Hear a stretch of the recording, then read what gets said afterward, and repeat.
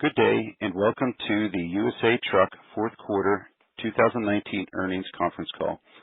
All participants will be in listen-only mode.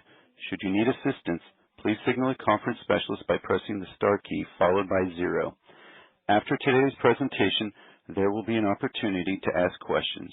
To ask a question, you may press star then 1 on your telephone keypad. To withdraw your question, please press star then 2. Please note, this event is being recorded. I would now like to turn the conference over to Chad Lane, Assistant Treasurer and Investor Relations Officer. Please go ahead. Thank you, Jason. Good morning and welcome to USAK Capacity Solutions fourth quarter earnings conference call. Joining us this morning from the company are James Reed, President and CEO, and Jason Bates, Executive Vice President and CFO. We thank you for joining us today. In order to help you better understand USAK Capacity Solutions and its results, some forward-looking statements could be made during the call. As we all know, forward-looking statements, by their very nature, are subject to uncertainties and risks. For a complete discussion of factors that could affect the company's future results, please refer to the forward-looking statements section of the company's earnings press release and the company's most recent SEC public filings. In order to provide more meaningful comparisons, certain information discussed in the conference call includes non-GAAP financial measures as outlined and described in the tables in our earnings press release. I'll now turn the call over to Jason. Great. Thanks, Chad. We want to thank everyone for joining us on the call today, and we appreciate your interest in and support of our company. We hope you all had an opportunity to review our earnings release from last night. As we stated in the release, the fourth quarter of 2019 marked the continuation of the challenging 2019 freight environment. The freight market has been soft, allowing shippers the opportunity and motivation to move a larger portion of their freight at reduced prices.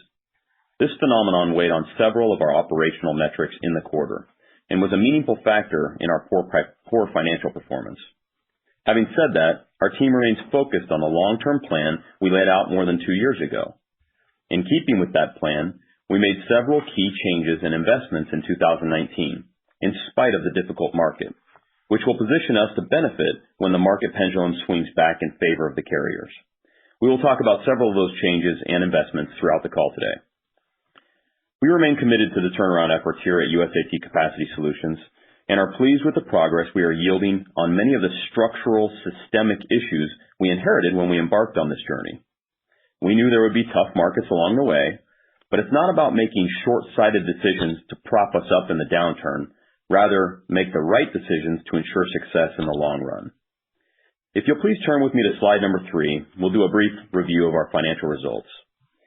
Consolidated operating revenues came in at $124.1 million for the quarter, which represents a 12% decrease year over year. Consolidated adjusted operating ratio for the quarter was 102.8%, primarily driven by the weaker freight environment mentioned previously, and affected both of our operating segments. Our adjusted loss per diluted share was 52 cents. Turning to slide number 4, trucking operating revenue before intersegment eliminations decreased $7.8 million, or 7.8%, to $92.1 million for the fourth quarter of 2019.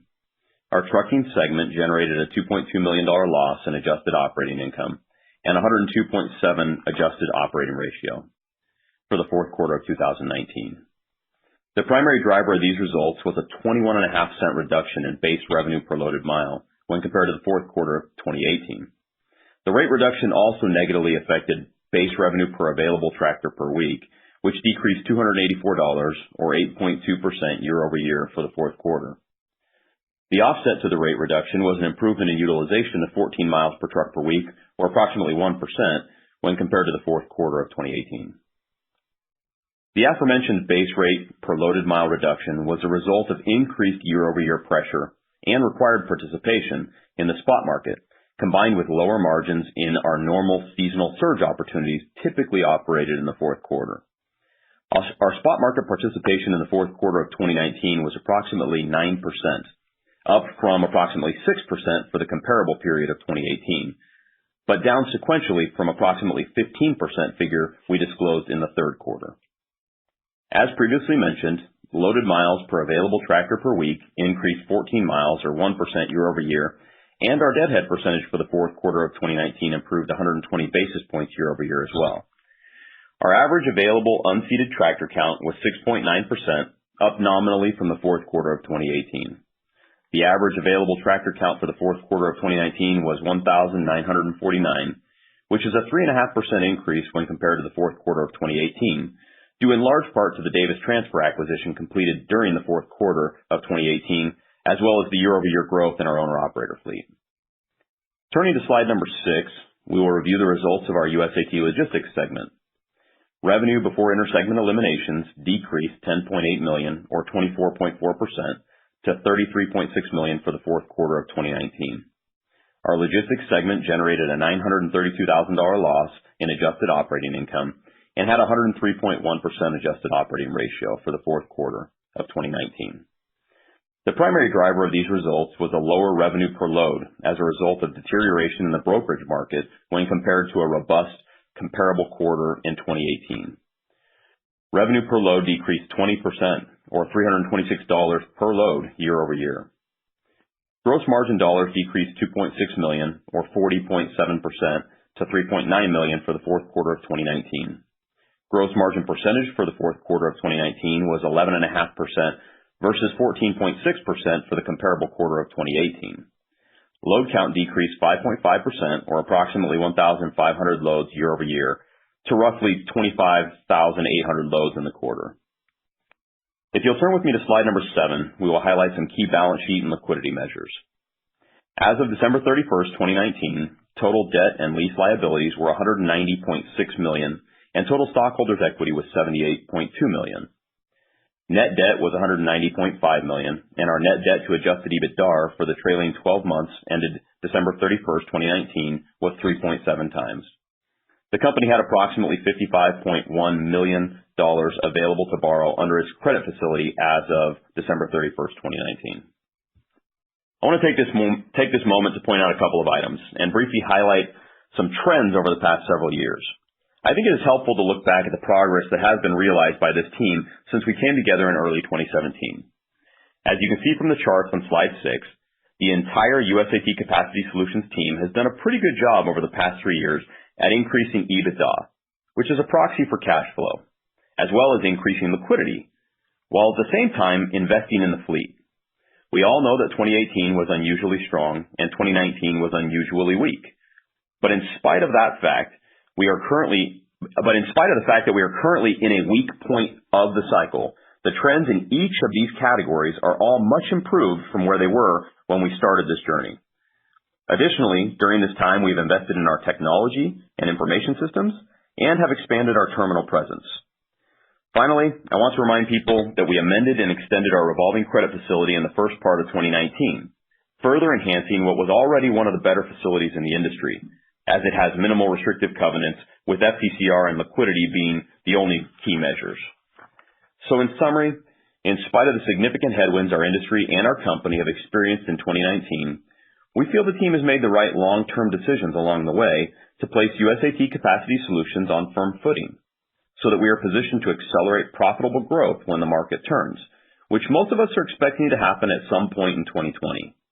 In the meantime, we will remain focused on improving the operational levers we can control, focusing on cost discipline, and ensuring we preserve liquidity, keeping in mind that should the downturn take longer than expected, we can always temporarily pull back on CapEx, an option afforded to us as a result of the prudent investments we have made over the last 2 years.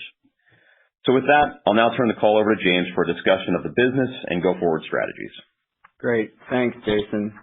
And thanks to everyone that's on the call with us today. Our intent is to be a little more detailed in adding color to the results, giving insight to the corrective measures we took during the quarter, and to outline our next steps in the self-help story that we continue to work through. As I stated in our release, our results were meaningfully impacted by the difficult freight market during the fourth quarter of 2019. The soft spot market and supply-demand imbalance affected both our contract and spot market opportunities during the quarter. Market rates remained pressured during the quarter, and shippers allocated large portions of their freight spend to the lowest cost alternatives. Adding to the near-term pressures were organizational changes we expect will enhance our business in the long term, but that resulted in our experiencing the effects of a tough market even more severely than some of our peers. I will give you additional color on each of those items later in this call. Before we get into the quarter, we always like to give you some indication of the current market conditions. Just as we have all seen in the readily available market data, the abundance of trucking capacity is reflected in seasonally softer rates, and rate recovery related to capacity rationalization will be an important theme to watch throughout the balance of 2020. Demand has inflected positively from our own expectations, and there seems to be encouraging signals of returning demand in the marketplace. The one critical measure, EDI turndowns, has been very low over the last 10 days, which is generally a sign of weaker demand dynamics. Bid activity was quite heavy in the fourth quarter as we believe shippers were trying to reset rates on a lower base. But now we see the bid cadence normalizing back somewhat. Just under 1/3 of our annual truckload bids are setting up to be completed in the first quarter, which is only slightly higher than a quote-unquote normal year, looking back over the last decade. So now I'd like to get into the results a bit. On the trucking side, our segment results are really the story of a market-wide reduction in rate and the flow-through of expense headwinds that Jason addressed a little bit earlier. As we noted in the release, our trucking segment rate per loaded mile was down 9.1% year over year, or 21.5 cents per mile. The rate impact alone accounted for roughly an $8 million reduction in trucking revenue and operating income in the fourth quarter of 2019. The reduction in rate was partially driven by continued disproportionate reliance on spot rates. Historically, we have kept that percentage of our freight mix to less than 5%. And in the fourth quarter of 2019, we had approximately 9% of our freight sourced via the spot market. And while that is not ideal, because in this environment, spot rates are about 25% lower than contract rates, it is an improvement over the last couple of quarters where we had 10% and 15% respectively of our freight sourced in that manner. This challenge was mostly created in two ways, both of which we discussed at length throughout 2019 and which we have addressed through our team's good work and focus. The first way is customer freight award realization. This is partially in our control. We have a lot to do with winning business every single day. But customers had choices throughout 2019, and the realization of freight that was tendered as a percentage of what was awarded hovered between 60 and 65% all year long. When we don't get freight tendered that we won in our bid process, it hurts the model. To mitigate this challenge, 2019 was a year where we at USAT Capacity Solutions focused intensely on developing a service culture with our team and especially with our customers. We added team members in our sales organization to help create contact points and sustain engagement with our customers. Our executive team saw more customers in person than ever, and our internal business cadence shifted to a daily customer-level accountability for service performance. The second issue with respect to spot rates and the way that we've combated that need for spot rate, freight, and low realization is by heightening our bid participation and intensity. In 2019, we doubled the amount of freight we competitively bid when compared to 2018.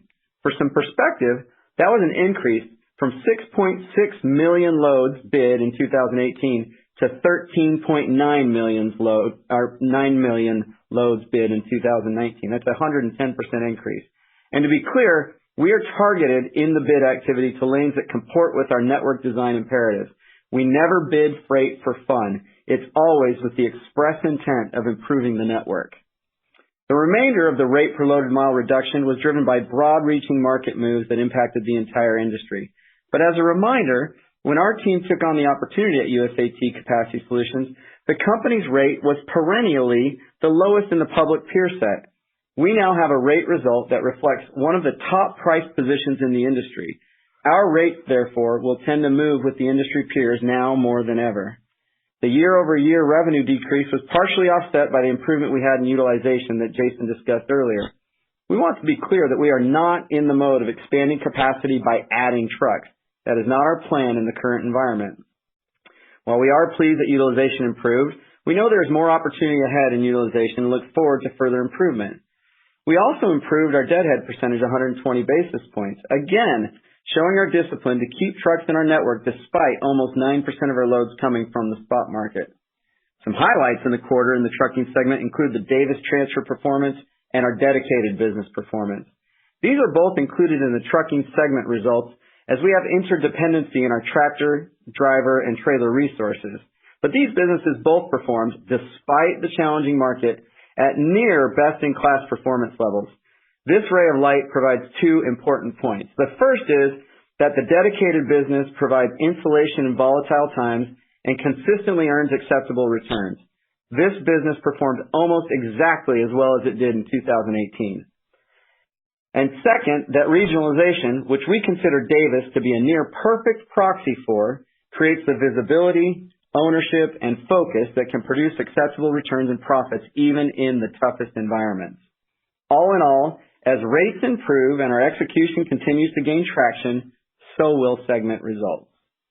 Now turning to logistics. The fourth quarter was particularly tough for our logistics business, which experienced lower volumes and margins that are indicative of broader market challenges in the industry.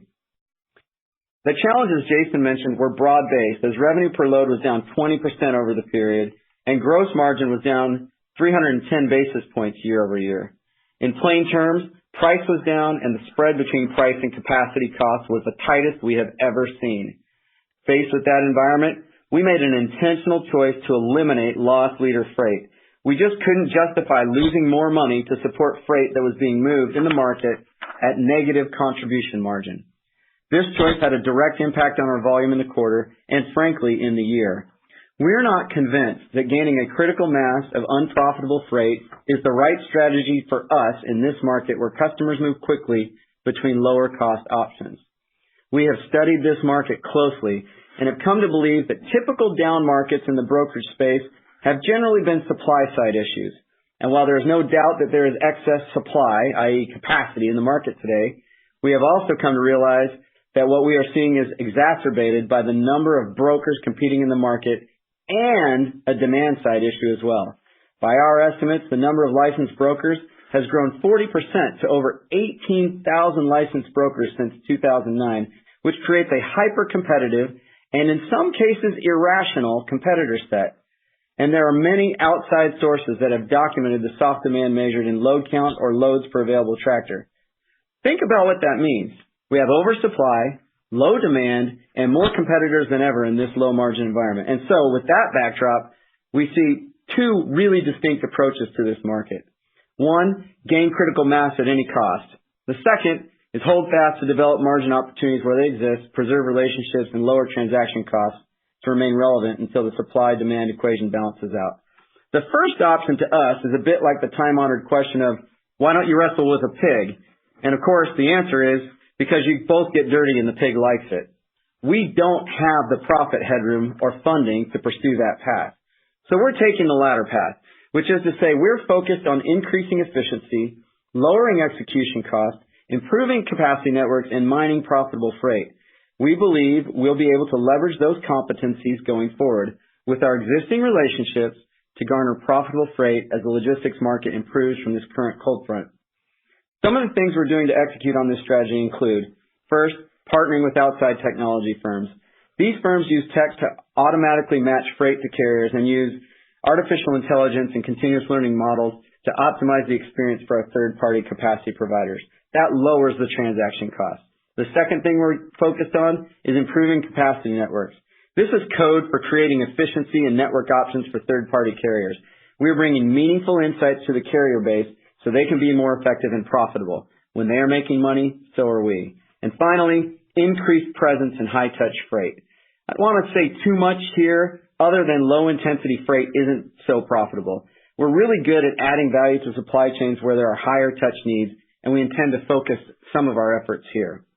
As we mentioned earlier, enterprise cost headwinds are part of our fourth quarter results story too. Insurance premiums alone resulted in approximately $1 million of additional costs in the quarter. Add to that the impact of the used equipment market, which continues to deteriorate. Our impairment, loss on sale, and accelerated depreciation combined cost us more than $500,000. Those two items alone accounted for $1.5 million in the quarter. Now I want to talk about some of the internal improvements, investments that we made during the quarter and throughout the year. As we noted in our release, we effected some organizational changes in the quarter that we expect will enhance our business in the long term. These are the right decisions, but amplified the effects of a tough market on USAK Capacity Solutions. We believe wholeheartedly in our self-help turnaround approach to the business, and that this requires ongoing investment in people, time, and resources, even in down markets, to ensure we are fit for the race when the market returns. Here are some of the things we are doing. The first is regionalization. We continue our conversion to a regionalized network. We believe over the next 18 to 36 months, each of our regional centers can become accretive contributors to our business. During the fourth quarter, we onboarded all 4 of our regional leaders. You might recall in the third quarter release that we had a goal of adding 1 of those regional leaders. We added all 4 of them. And they are focused on building out our regional teams, training our people, and improving operational processes. The second thing we're doing is in technology. As we mentioned in our release, we've invested in upgrading our TMS, deploying a best-in-class ELD system that integrates with our existing tech platform, and we joined forces with strategic partners to enhance our operational capabilities in both trucking and USAT logistics. Third is cost control. We had a reduction in force of approximately 8% of our non-driver support staff in the quarter to help offset the significant market headwinds. Cost control is an essential part of our operating plan in 2020. Additionally, our financial team maintains one of the best DSOs in the industry, converting our receivables into cash quicker than most of our peers. We shy away from sharing the number exactly, other than to say it's less than 35 days. We also reduced the average age of our tractors from 3.3 years to 2.6 years over the last 24 months, which, as Jason indicated, gives us some flexibility. Next, operational process improvement. Our trucking segment is in the midst of an all-encompassing process improvement project that will fundamentally change the way we operate. This is integrated in our regionalization in the sense that this effort will institutionalize the USA Truck Way, which in effect is franchised out to our regional centers. We have made immense progress defining, documenting, training, providing governance, and managing this change. It is tedious but rewarding and value-creating work. And finally, driver retention. We deployed a team in the quarter which is focused 100% on driver retention. We are managing our interactions through cadence and intentional outbound calling of all drivers in their first 6 months. This team has become the advocate of the driver community, and the result in the quarter was improved turnover, which we expect to continue. So as we look ahead and consider the state of this market, the most meaningful gap between our performance, competitors, and our aspirations is revenue per tractor per week. And while our pricing is market competitive, our utilization is not. And so the question becomes, why? And what are we doing about it? Historically, we have been a solo dry van carrier, and we have not been able to get appropriate revenue per tractor even for solo drivers. And so everything we have done over the last 3 years has been toward getting this company ready for its future. I always say that we're getting fit for the race. Many of the things we have discussed before and on this call have gotten us to a point where we are intent on now accelerating our utilization and thus revenue per truck. It will help a ton if the market recovers, but we can create our own path too. In that spirit, all of the foregoing items have had exciting implications on our truckload business. The fourth quarter was the first full quarter under the leadership of our new trucking leader. And while we had a small but meaningful impact on utilization in the quarter, month to date in January of 2020, our utilization is up more than 100 miles per available tractor per week when compared to January of 2019. Our plan in 2020 will focus on ways we can increase utilization, revenue per available tractor, and profitable logistics load count growth. We won't provide guidance per se here, but specific areas of focus for 2020, which we will report back on in subsequent quarters, are as follows. And I believe you can find this on slide 8 in the presentation. The first is increasing utilization on our existing fleet. We believe we can create an addition of $300 in revenue per available tractor per week by the end of the year on a run rate basis through managing the processes I talked about earlier, improving load velocity, standardized training, and governance. The second thing is we are increasing our team presence and utilization. We believe we can create an additional $100 in revenue per available truck across the fleet per week by the end of the year. We've had a small team operation for many years, but now we're growing that fleet in size and expected revenue. It will be achieved through industry competitive performance and key metrics on those trucks. The third thing is network optimization. Our network has improved in density over 60% since we began the self-help journey here at USAT Capacity Solutions. We now are at the phase of our network improvements where targeted power lanes and market hubs which we have already targeted in our robust 2019 bid cycle and discussed extensively last quarter in the earnings call, will provide an additional $50 in revenue per tractor per week by the end of the year. Next, we intend to grow our dedicated business. We will report back on percentage growth terms, not absolutes, because this is part of the trucking segment. We expect to grow this business at least 10% in 2020, given the virtues we discussed earlier and the insulation it provides in up and down markets. Next, driver retention. This is a big cost savings and opportunity cost initiative that we expect could add as much as $750,000 in savings to our already improving results. And finally, drive logistics load count. We will continue to grow load count while driving gross margin percentage performance back toward the mid-teens. So now I'd just like to talk a bit about the outlook and conclude my remarks here. As we have said all along, closing the performance gap with the competition has been a high priority for us. And despite all the challenges of 2019, we made progress toward that goal. During the last freight downturn from 2015 to 2016, USAK Capacity Solutions adjusted trucking OR degraded by a full 800 basis points. During this cycle, our adjusted trucking OR has degraded, but only by 350 basis points. We're not happy about that, but as we've said repeatedly, we are getting fit for the race, and it's definitely an improvement in trend. We believe that doing what we said we would do should lend credibility to our thesis that the USAK Capacity Solutions self-help story is working to improve results, and that our opportunity to improve remains in place more now than ever. This is a unique story in transportation, and as we outlined, we have real room to improve asset utilization, reduce operating costs, and a drive to make service our identity that should materially improve our future outlook. As we said last quarter, we still anticipate the first half of 2020 to look somewhat like the second half of 2019 from an earnings perspective. The market notwithstanding, 2020 is the year in our plan, as it always has been, that several elements of our strategic plan gain their traction. Network improvement and our heightened bid activity will manifest themselves in the first half of 2020. 41% of the freight that we bid in 2019 will go into effect in the first quarter. We should have a better read on the year once these implement and we begin to see firsthand what customer tender dynamics look like. Regionalization will gain full voice in the year, and while it will take some time to fully reach its potential, we are excited to finally be at this point in the journey. We have done exactly what we said we would do. We opened 3 new facilities in the last 12 months and are very close on a 4th facility right in the heart of our network. We believe the actions outlined here today lead us to higher base revenue per available tractor per week, improved trucking and logistics OR, higher utilization, lower outer route, and consistent cost control. So much of this will have to be judged relative to the market, though, because it's not clear what will happen in terms of capacity and rate pressure and the timing of that. One thing we are clear about is that we expect to improve our relative performance no matter what the market does, just as we have done thus far since our team arrived in 2017. January 29th marked 3 years since I was appointed CEO here at USAK Capacity Solutions, and I'm so proud of what our team has accomplished in that time and are about to accomplish. We outlined a lot of it here today, but this company is well ahead of where it was by almost any relative measure. And yet, the most important part of our work is not done. We must take the opportunity in 2020 to create more sustained profitability and results for our stakeholders.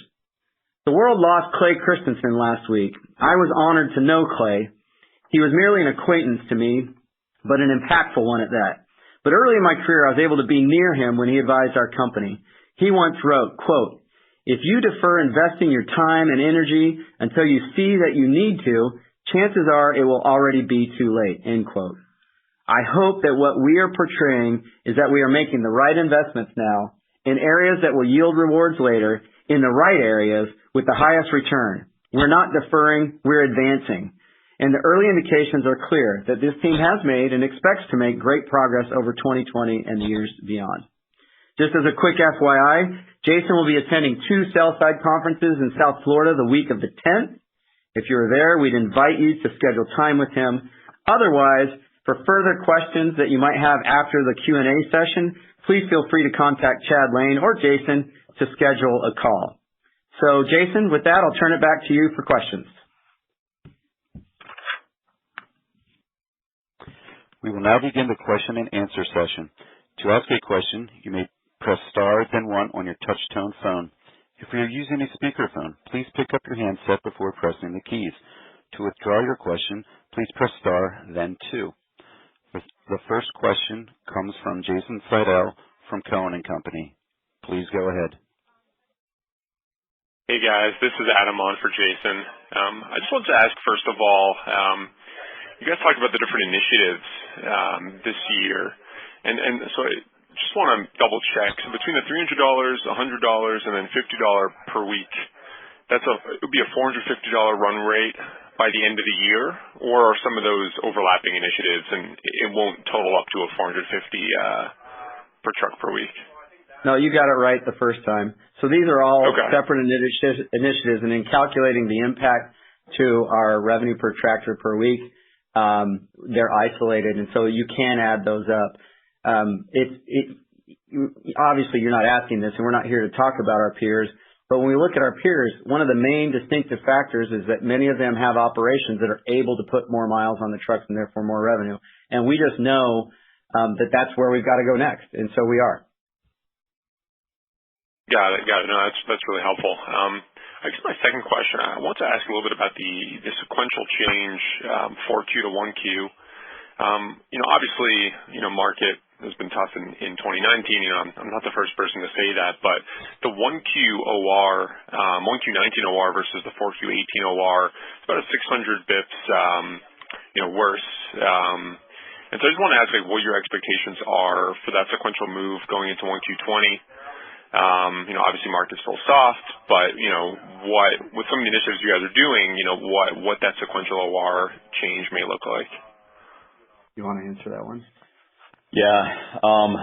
So, I think a lot of it depends on some of the things that James talked about, right? He indicated that a significant portion of the bids that we engaged in over the last 3 or 4 months will be coming to roost here in the first quarter. And so our ability to accelerate our improvement on the OR front is in part a function of what we realize through that bid process.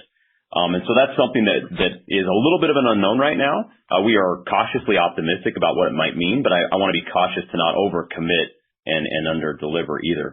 And so I would tell you right now, some of the cost headwinds that we experienced during the fourth quarter, those don't go away, right? Those are still going to be there, specifically on the insurance front, that headwind, and dealing with some of the assets that we've been talking about. And so while I think we might see some favorable movement on our trucking side, as James alluded to, we're already up more than 100 miles per truck per week, year over year, in January. The rate environment has been tough. We're having to haul a little bit more broker freight than we would like. But the other area that we're a little concerned about right now is logistics. And that market, and you've probably heard several people that have already reported have talked about how brutal that market is right now. And so when you look at the all-in OR, the change, the sequential change, or the year-over-year change, however you want to look at it, logistics is probably gonna be a hard one to forecast. And so, in his prepared remarks, James talked about the first half of 2020 probably looking similar to the back half of 2019. And I would say that if you flip those on themselves, that trajectory is probably the right way to think about it. I'm not giving earnings guidance per se, but that's kind of based on all the unknowns and all the qualifiers I just put out there. That's kind of how we're thinking about it right now. Got it. No, that makes a lot of sense. And just a final one for me, and then I'll pass it on. In terms of some of those contracts that you mentioned, would you be able to give kind of a figure, a directional figure, where these recent contracts that you've signed, the percent rate increase or decrease on those, and then what your kind of view is for full year 2020 contract rate increase? Yeah. So I was just looking at this today. I believe, do you have our blended rate there? I think it was 2 for the year. For the full year? Yeah. So I was just looking at this morning, so I appreciate you asking the question. Yeah, so our blended rate per loaded mile was 215.6 in 19, and as we look ahead, there's kind of two elements to this, right? The first one, and we're not trying to dodge your question. I'm trying to be as transparent as I possibly can. On the contract front, we expect rates to be, and what we're seeing, frankly, is reasonably decent rates looking forward into the year. So kind of down to between flat and down, just very low single digits on the contract side. Our challenge in 19 was we just took way more broker freight than we ever intended to. And so, as I mentioned in the call, we more than doubled our bid activity in 2019 as compared to 2018. And we talked about that in every one of our earnings calls for 2019. That was where we tripped up in 2019. Absolutely. Yeah. So that was a shortfall. That was a mistake by management, and we rectified it quite heartily. That said, as that flows through, and as I also said on the call, 41% of that freight goes into effect, frankly, between this Monday and the next 45 days.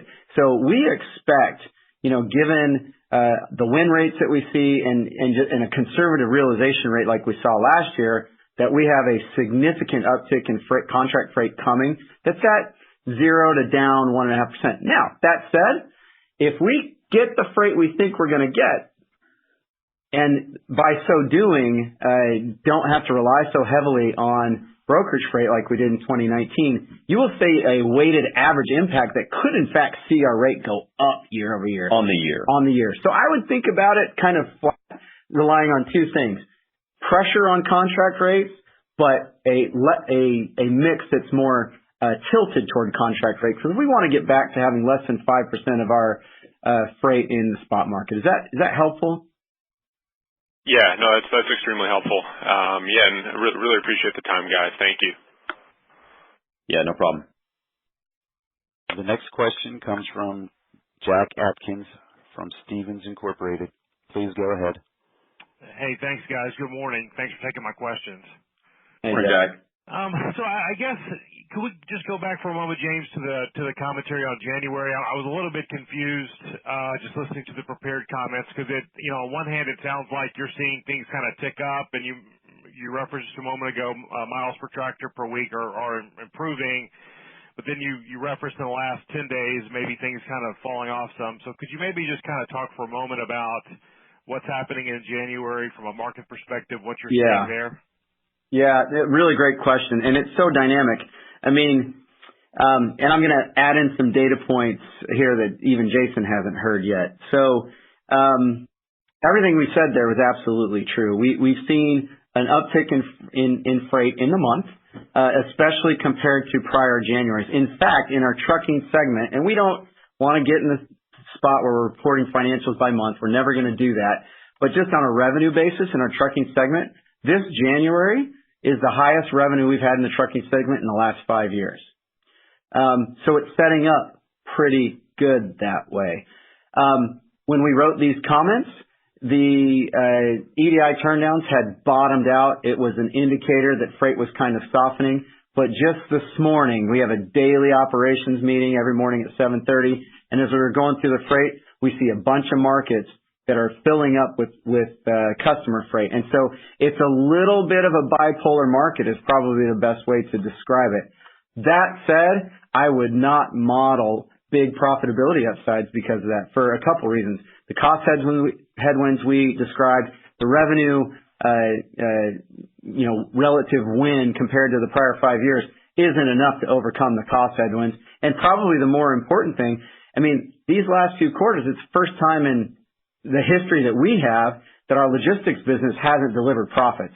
And that's just a drag on the number. So anyway, I hope that's helpful. Logistics has a plan to get it out of the ditch, so to speak, but it's going to be through some focused effort that our leaders are very, very dialed in on. And I'll just give you kind of an anecdote. If in the quarter our logistics employees had all booked one more load per day, we would have at least broke even at the margins we saw in the quarter. So this isn't a Herculean effort to get it back to break even and then on to profitability, but it is a process, and I want people to kind of be mindful of that. Yeah, and if I could add, I think we need to be careful that we don't mix the market with kind of some of the unique specific activity that the USAT Capacity Solutions teams are focusing on.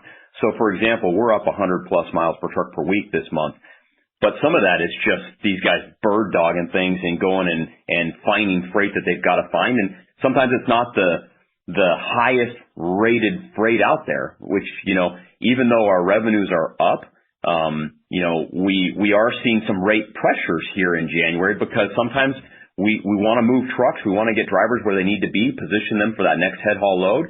And so we're being aggressive about not laying over trucks and not letting guys stay at the house.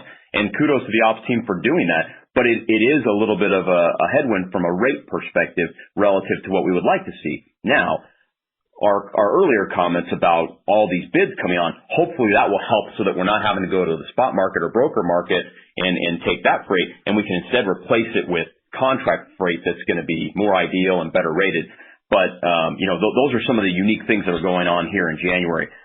Better miles, but pressure on the rate front, which is why my earlier comments about what do we think the overall trajectory is going to look like for the quarter. I mean, every January for the last 5 years, this company's lost money. So, I think, even though we're better today on a revenue front, we've got the cost headwinds and we're, comparing to an unprofitable comp. So, comps, yeah. Agreed. Okay, gotcha. And then I guess as we sort of think about,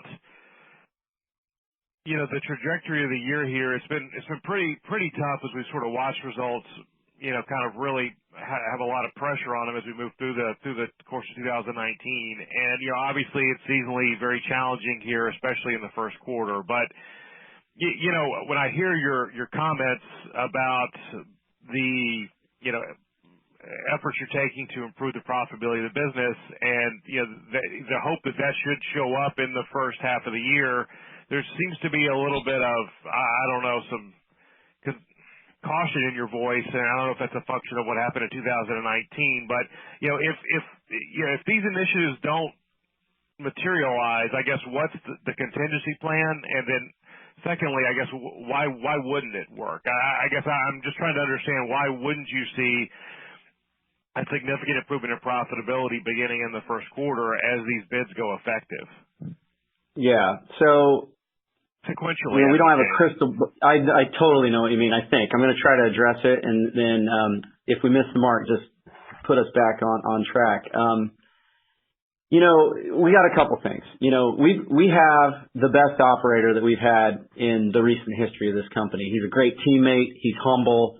He interacts better with our support functions than anyone that we've ever had. And so we're really pleased with what he's done and the leadership team that he's brought together. And as you noted, in this tough market, to be up over 100 miles per tractor year over year, and to have asset utilization at the highest point it's been in the last 3 years in January compared to prior January is a really good indicator that we're already on track for some of these things.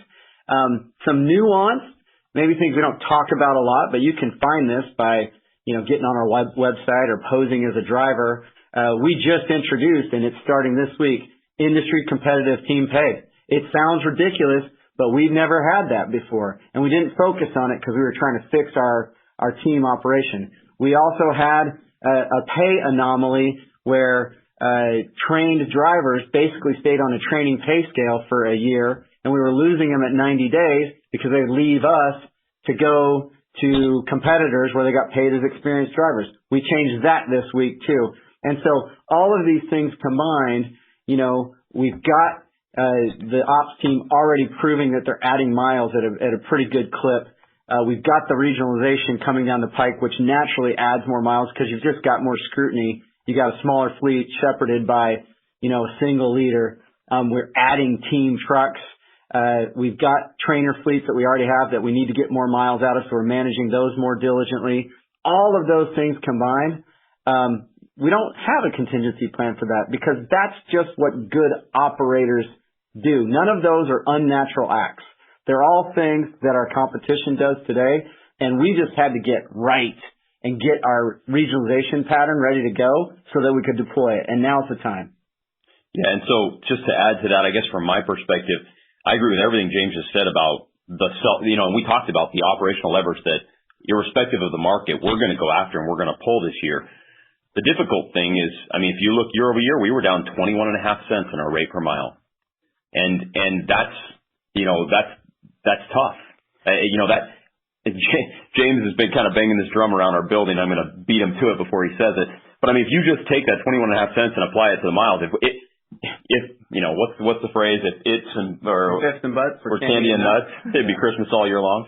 But if the rates were the same, I mean, we're looking at a wildly different profitability profile. Because again, just to reiterate, and I know you know this, but for all those that may be listening on the call, I mean, we've only got 8.5 million shares outstanding, and so your EPS number swings drastically. When you lose 21.5 cents a rate on a year-over-year basis, and so I guess if there's caution or a sense of caution that you're feeling from our tone, if you will, it's not that we have concerns about the fact that the team is going to go after all the levers that we can pull. It's the concern about when this market does turn and what the contract realization does end up looking like, and what those rates end up being, and how much spot freight we have to continue to haul, and what is that spot market going to look like. And I guess it's just, we've been burned with our fuzzy crystal balls over the last 9 months, and so I guess we're just being a little cautious on that front. Yeah, Jack, just one other thing I'd like to add to that. I'm really glad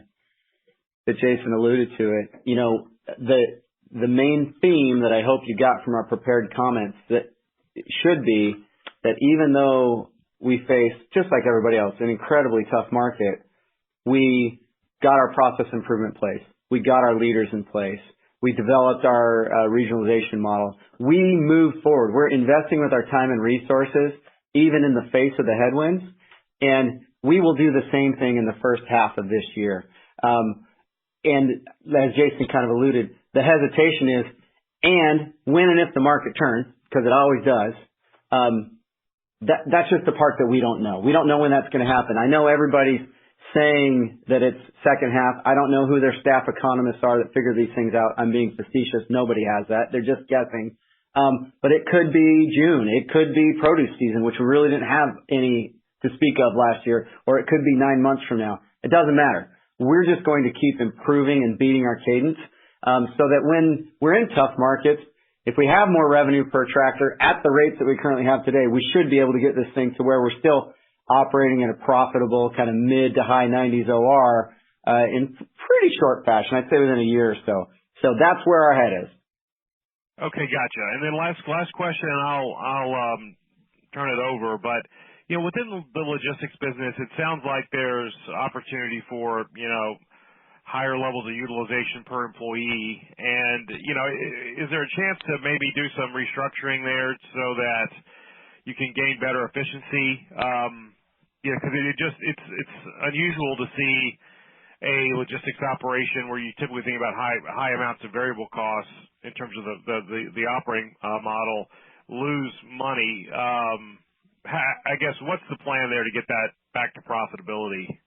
Yeah, so it's kind of I went through this in the bullets, and when you actually see the transcript, I think it'll jump off the page at you, and you'll be able to kind of tell what we're doing. But the first thing is, we need to get more load count, and we are working through our compensation programs to incentivize that, and through our management cadence to incentivize that as well. And so we've recently, within the last couple of weeks, really stepped up our management intensity just in terms of the return and report and the daily accountability with sales and our logistics team members to get more loads. So we have a scorecard that every one of the offices looks at and manages. It includes a margin goal, which I'm not going to tell you, and a load count per day per employee goal, which I'm also not going to tell you, but we're just maniacally focused on that.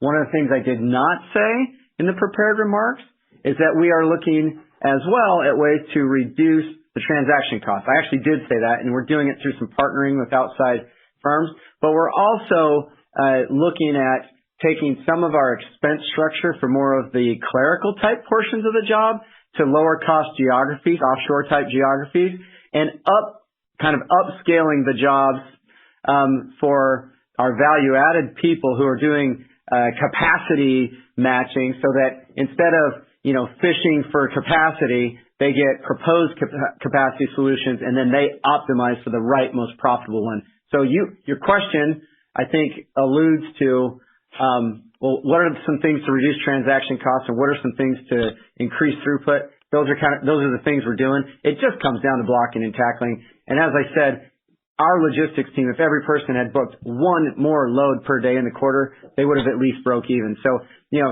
that was a mistake where we didn't go get gross margin on a high enough load count, and that's something that we're pursuing. I won't say we'll have it totally rectified in a quarter, but we will have it rectified by the end of the quarter. Okay, great. Thank you for the time. Thanks, Jack. The next question comes from Jeff Kaufman from Loop Capital Markets. Please go ahead. Thank you. Hey, James. Hey, Jason. Hi, guys. Hey, Jeff. Hey, Jeff. All right, so we're going to go down the candy and nuts path here.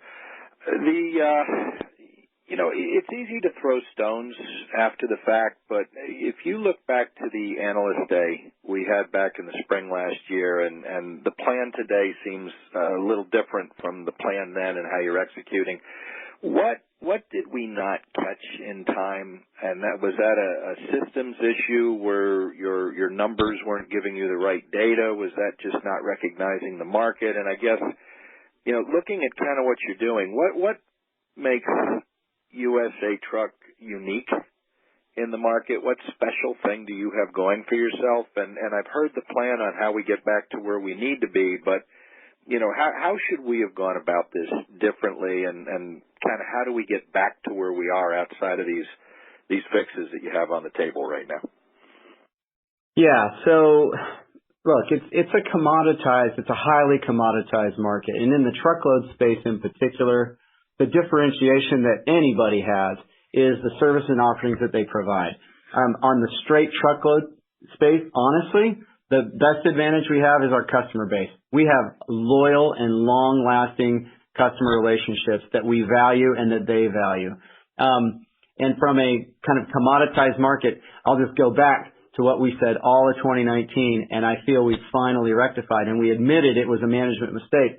And that was, we just didn't bid enough freight in 18 going into 19. I think I presented a case and a fact set that quite readily addresses that issue. The second thing is dedicated. We missed a year of dedicated. I won't go into all the reasons for that, but during 2019, we refocused our efforts on dedicated. We've got a robust pipeline, as I talked about in the third quarter, and we've actually got some recent wins, which we very kind of casually alluded to in our comments, but we've got some nice, significant dedicated wins that are ramping up here in the first quarter. So that's kind of a portion of the strategy that we maybe didn't talk about before. And then on the logistics front, I'll just lean back on what I said earlier. We lost some momentum in a really tough market. I won't quote per se the analyst, but one of the sell side folks who's not on this call in a recent piece, and actually was a CFO of another public company, said that it was a bloodbath in their logistics market, and they were projecting, multiple quarter losses. That's not our approach. Now, I just take a little bit of issue with representing that as being a change in the strategy that we presented. We still have the same strategy that we said before. We're a self-help business, and the way that we're going to do that is by improving our metrics and managing our costs. That was the theme in May of last year, and I don't think that's changed. Yeah, and that's where I was going to chime in as well. I think when you ask, well, what changed, Jeff, there was something that changed. The bottom fell out of the market. I mean, that's what changed. I don't think that nobody anticipated that coming off of the highs that we were in 2018, that it was going to flip as quick as it did. And so if there was a mistake that we made, it was probably having the investor day when we did, but who would have known that we were having that investor day right at the point when the market was about to fall out. And so understandably, the trajectory has to be reset. But everything we talked about in the investor day was based on 5-year outlook, right? And we knew at some point there was going to be a slowdown in the market and a turn down. We just didn't know it was going to happen so fast and so quickly down. But we still believe in everything we talked about in that investor day, and all the data points we gave in the investor day about how much money can be saved through different initiatives and what the upside opportunity is by putting this much more revenue per truck per week. Those numbers all still hold true.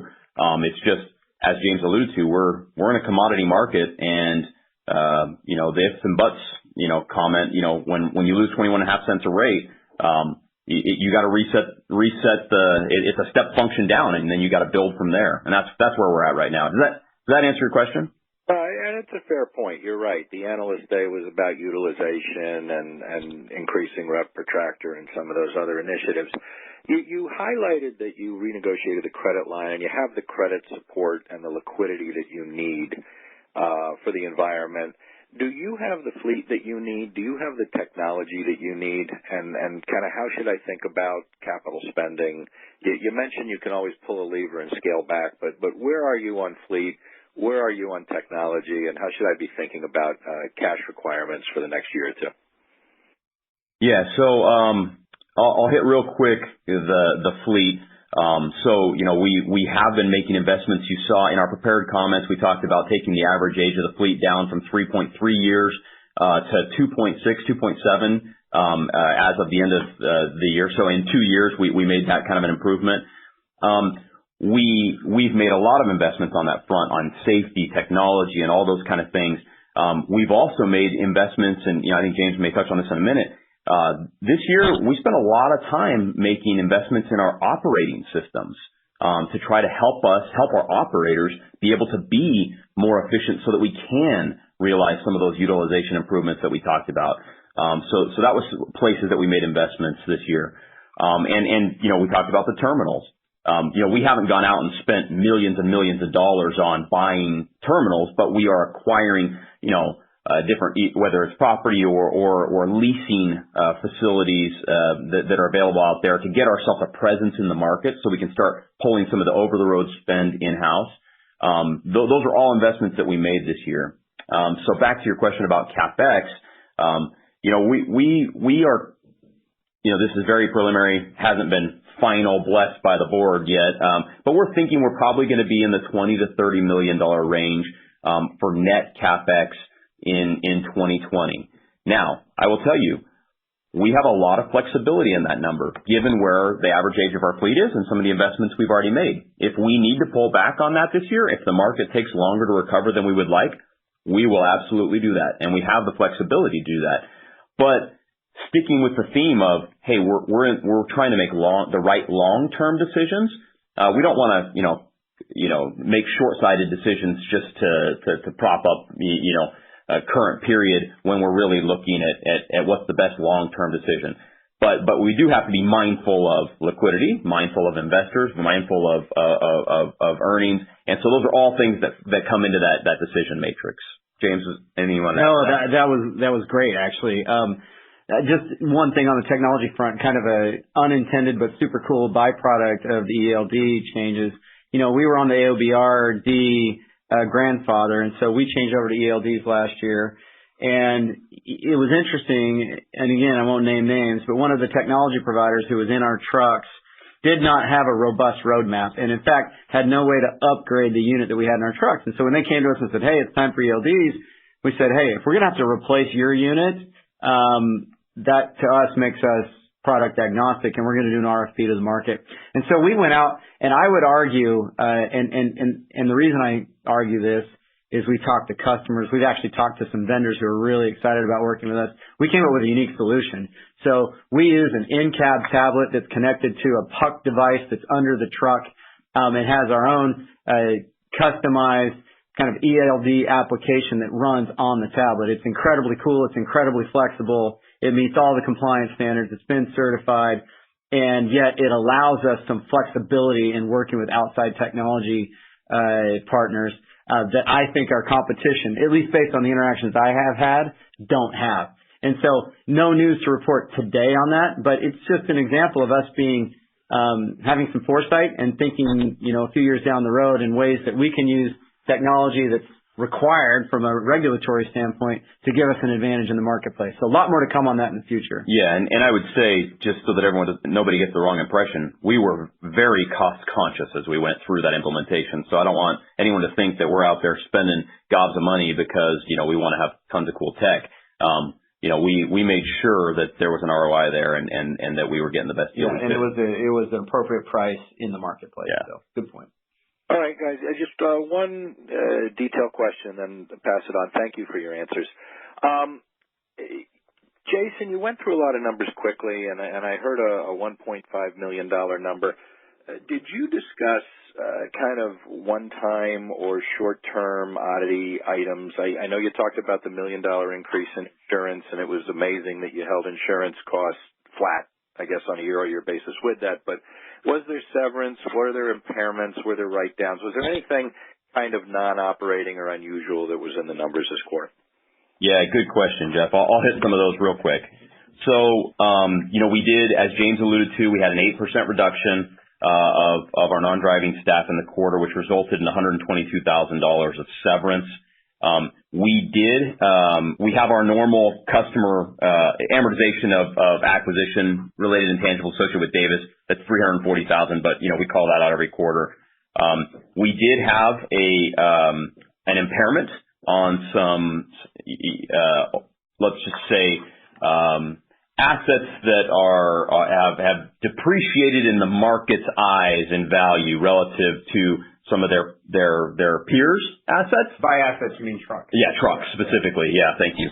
And so, there was a decision that was made before any of us were here to buy that particular truck, and the market for that truck has been abysmal. And so those trucks were being pulled out of service to be able to be disposed of here in this month actually. And so there was an impairment on those assets that we recorded that was $418,000. And then the $1 million that you talked about on the insurance side. And then the other one is the accelerated depreciation. And James, that's where you got the $1.5 million.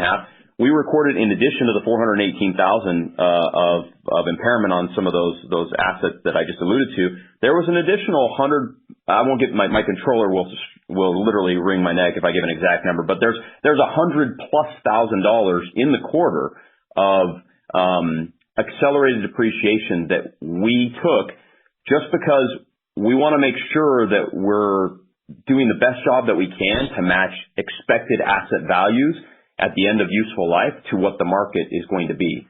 And so we're doing a comprehensive deep dive on how our peers are looking at things, and we're looking at auctions, we're looking at used truck values, and we're trying to be, not overly conservative, but we don't want to be aggressive on that either. And so we have accelerated the depreciation, and that is a headwind that we will probably continue to have here at least in the first half of next year as well. So thank you for bringing that up. Those are all important points. Okay, thanks. That's all I have. Thanks, Jeff. Again, if you have a question, please press star, then 1. The next question comes from Barry Haynes from Sage Management. Please go ahead. Thanks, guys. Thanks for hanging in and taking my question or two. The first one is I wanted to go to the tender versus award statistic, which I think you said you only got 60 to 65% of the freight was tendered versus what was awarded. And I'm wondering what, if anything, you can do to try to mitigate that. Obviously it's a function of, these contracts not really being firm contracts, and you had a spot market that had very cheap rates, and so customers were diverting freight. But in terms of future contracts, I have to kind of contrast that behavior with, James, you talked about loyal and long-lasting customers. Well, a loyal customer wouldn't give you only 2/3 of the freight that had been promised. So I wonder if you could sort of address that issue. I know it's a tough one, and is there anything you can do to incent better behavior on the part of your shippers? Thanks.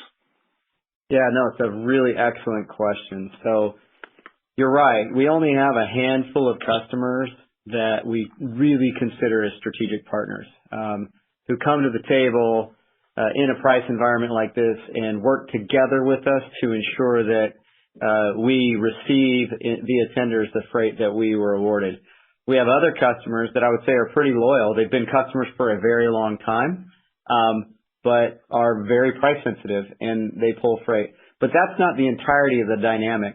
And I don't mean, it's such a wonderful question, Barry, and I don't mean to go too far in detail, but I think it's illustrative and helpful for this audience.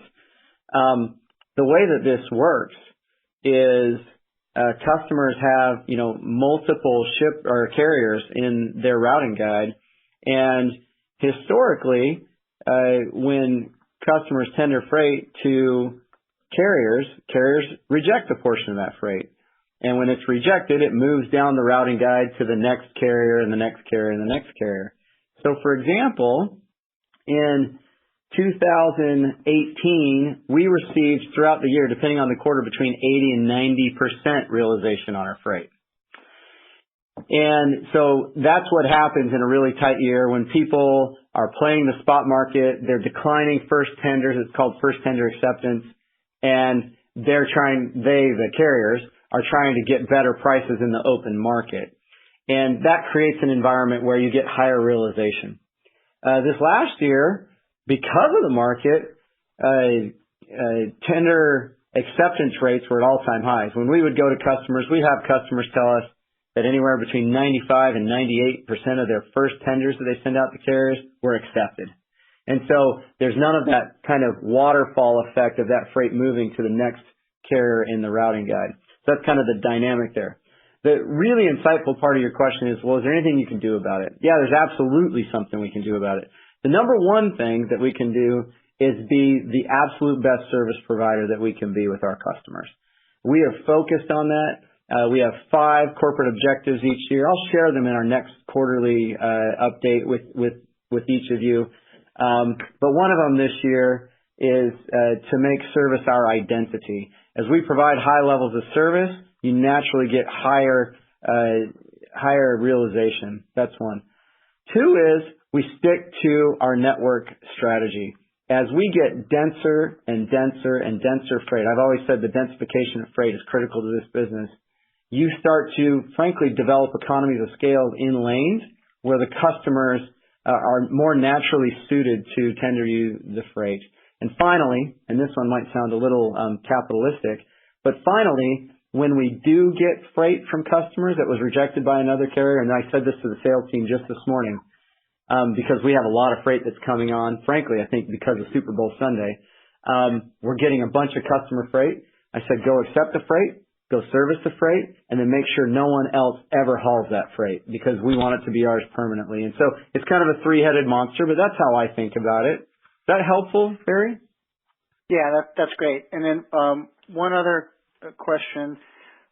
When you talk about the new bids that are coming on in the first quarter, I think you said maybe 40% of bids are coming on in the first quarter. Could you characterize how much of that is new customers versus existing customers? Because I know a thrust has been to bring in some new freight to satisfy all the objectives we've been talking about on the call. So any kind of feel for that? Thanks. Yeah. So to be totally fair, I'm going to add to your question because we lost some customers too. So as we get into 2020, and it's easiest to talk about what we did in 19 as far as bids go. We added over 280 new customers last year. We also lost a portion of those. So net, and I'm not going to give you the exact number, but round numbers, net of new customers, lost customers, we added north of 225 customers. And so as the freight is coming on, there are some big shippers that you or your families probably shop at that this company's never hauled freight for. We signed contracts with them last year, and we're in the final parts of the bid process, and we're going to start carrying freight for them. We had a customer that I'll just tell you it's a beverage customer with whom we did $500,000 last year. We got our bid award from them yesterday. It's $2.5 million. So the complexion is we've got growing dynamics with some customers. We've lost some customers, and we brought on a ton of new customers. And part of bringing on the new customers is you've got to fill in the gaps in your network. It's just being smart about regional freight. And so it's a critical element of completing kind of the aspirational regionalization dynamics that we expect. I mean, I say this internally. I don't mean to give too much credit to one of our competitors who's such a great operator, but I told the team, if I told you we were going to run Bill Belichick's offense tomorrow, you probably shouldn't ask us, why are you running Bill Belichick's offense? That's self-evident. All we're doing is copying what the best of the best have done, and that's how we're approaching it. So I hope that addresses your question. Yeah, that's great. Very helpful. Thanks. Good luck, guys. Great. Thanks, Barry. This concludes our question and answer session and the conference. Thank you for attending today's presentation. You may now disconnect.